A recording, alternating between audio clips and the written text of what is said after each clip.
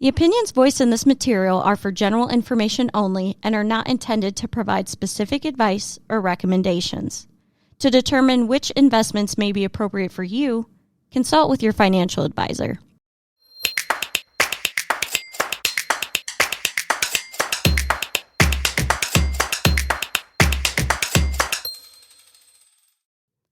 "2025 is zooming by. With a little less than 6 months to go, how are your finances holding up? Whether you're ahead, behind, or somewhere in the middle, we want to help you do a smart, judgment-free mid-year reset. So what does that look like, and how do you get started? Joining me today is Jason Fannin of Cornerstone Financial Services.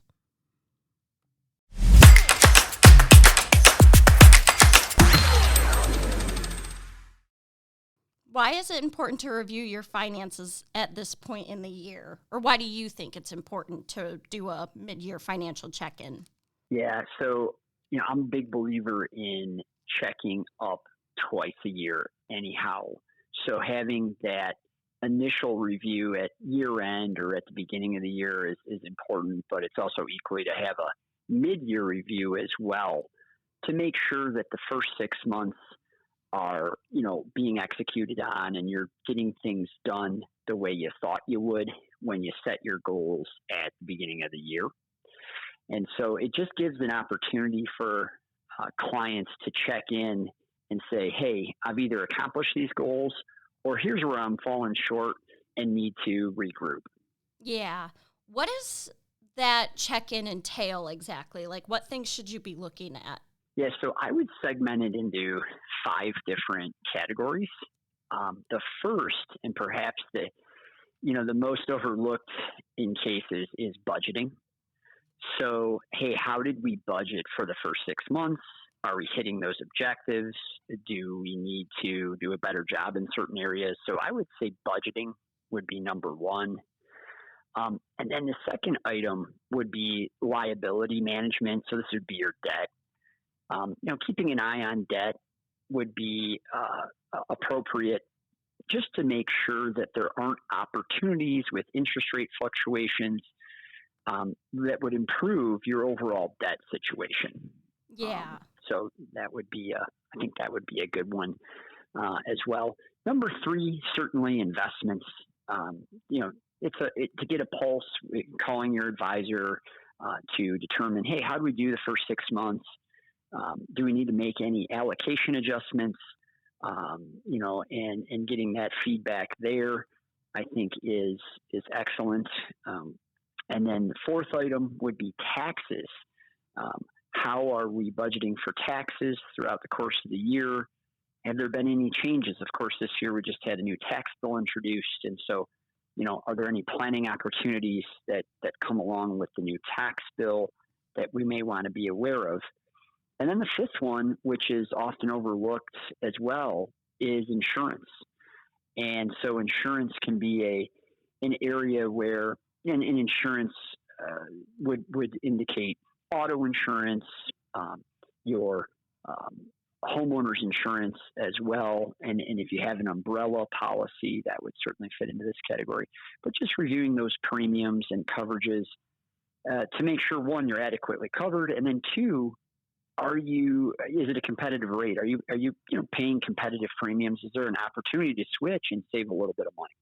That's a lot of great stuff right there. There's a couple things you mentioned that I do kind of want to follow up on. Sure. One of the things that you talked about was kind of like making sure that you're on track in those first 6 months. What are some common things that tend to derail people? Well, I would say the number one issue in terms of taking people off track is surprises. Surprises to their financial situation. And that can be one of two things. That could either be in a loss of income. For example, you may lose your job in the first 6 months, or your bonus wasn't as big as you anticipated. So maybe the income wasn't coming in the way you thought it would the first 6 months. So that's a big one. And the second one is surprises on the expense side, which could be, something happened to your vehicle, or you had bad news with a hot water tank at the house, a roof, a driveway. These types of things pop up, and often they're not planned for, and that can set people back. Yeah. So maybe not having that emergency fund prepared for emergencies.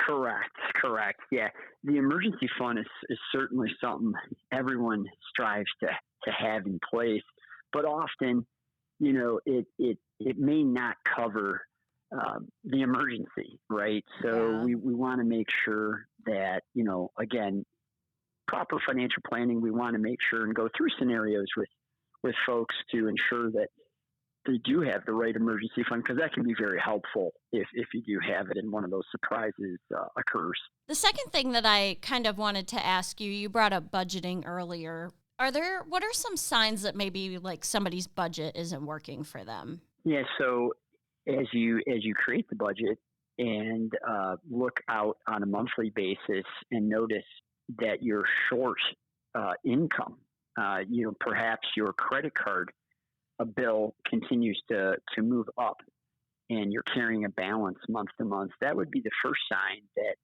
hey, I might be spending more money than taking in, and that which would cause the client to revisit their budget. And so I would say increasing credit cards or having multiple credit cards, with balances that are not being paid off on time, is one of those first signs where you're not exactly hitting the budget that you set out for. What are maybe like some small tweaks that people can make if they've realized like, okay, my budget isn't working for me, or I'm realizing I'm not meeting my goals? Yeah, I would say once you've gone off track with your budget, you need to do an evaluation, of your budget, and really try and move the needle on things that are in your control. And so you can start with some of the smaller habits that we all have. For example, if you have too many subscriptions, streaming subscriptions, that you may want to cancel some of those if they're not being used. If you have a habit that entails a daily cup of coffee at Starbucks, for example, you may want to revisit that, and certainly ways to save money there. And so those would be the first things you can start with. And then the next items are also, checking in on your pricing with your auto insurance to make sure that your premium's competitive. Your homeowner's insurance, again, making sure that premium's competitive, and revisiting some of those fixed costs that you have throughout the course of the year to make sure that you understand, hey, am I getting the right rate? And am I with the right company for these coverages? And I would add one more item in there, and that is around debt. If you do find yourself in credit card debt and have several cards where you've fallen behind, you may look to consolidate that debt to a 0% APR card for a period of time to ensure that you are able to pay that off without the interest running, so to speak, on that balance. Yeah. So those are some of the ways to, I think, improve cash flow on a monthly basis, which is what budgeting is Yeah. all about. Yeah. When it comes to like credit card debt, I think we're at record levels now. And I know that's something that a lot of people struggle with. Is this a good time for people to be checking their credit reports? And if so, what are the things that they should be looking for when they do check those reports? I do think it's an excellent idea to have a service provide you with your credit score. There are services out there that provide two things: credit monitoring and credit score. So it provides you with the safety aspect around your credit. However, it also provides you with the awareness on what your score is. And monitoring your score is important because you want to maintain your credit worthiness.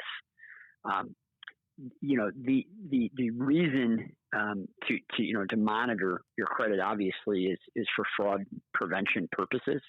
and this is one of the fastest growing crimes in the financial services industry.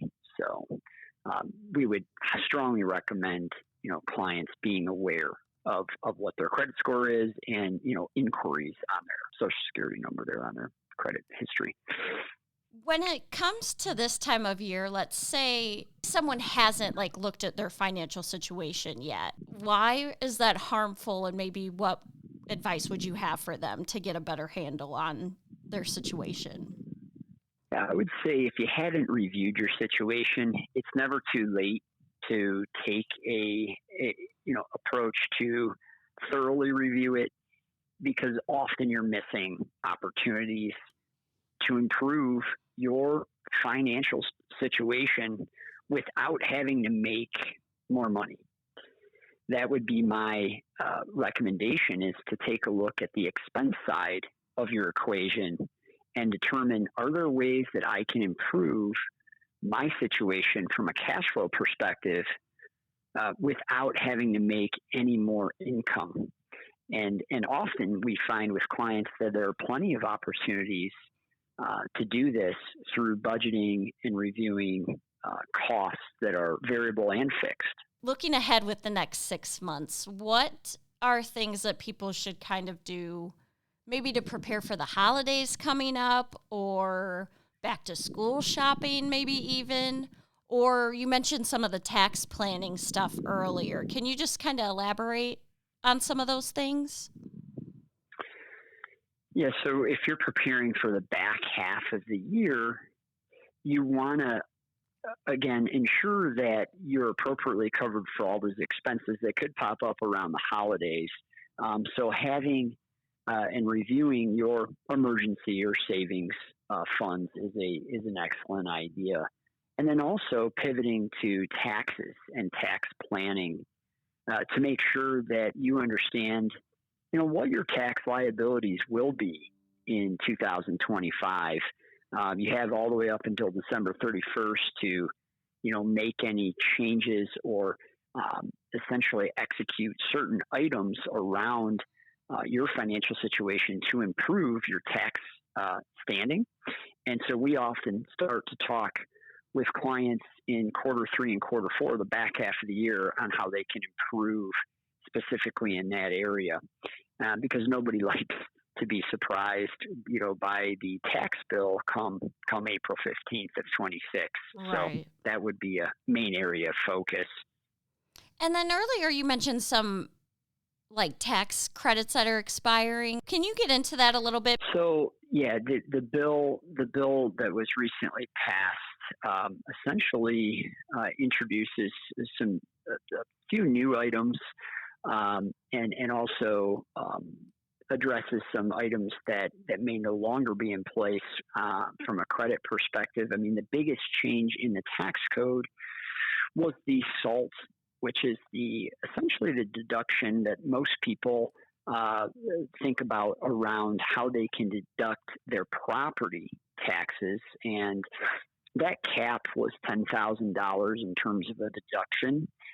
And that was raised up to $40,000, for a deduction. So that's going to essentially assist clients that have property taxes or paying property taxes on potentially 1 or 2 homes that are where they pay out more than $10,000. They'll get back to a deduction of $40,000. That's probably the biggest item, in terms on the deduction side. And so clients that may be thinking about purchasing a home, given where interest rates are today, they may want to go through with that, because this deduction, depending on the home they purchase, can help them. They're not limited essentially to the $10,000 limit any longer. So this could potentially push someone from, maybe buying that home, because it's going to mean more from a tax perspective. So that was one of the biggest changes in the tax bill. I would also recommend that everyone review how the credits, these are the child tax care credits, how those may impact their situation. as well as the qualified business income, QBI tax credits. Just good rules of thumb to review those and how they may apply to their situation. It's always good to get a head start on tax planning for 2026. I would just kind of encourage people to speak with either their tax professional or their financial advisor about how the larger changes could specifically impact them and their tax planning.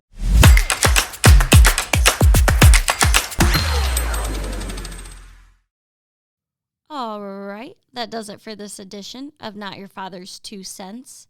If you like the show, let us know. Please like, subscribe, comment, share with your friends and family. Help us get the word out there so we can keep making episodes. Thank you so much for listening, and I'll meet you back here next week.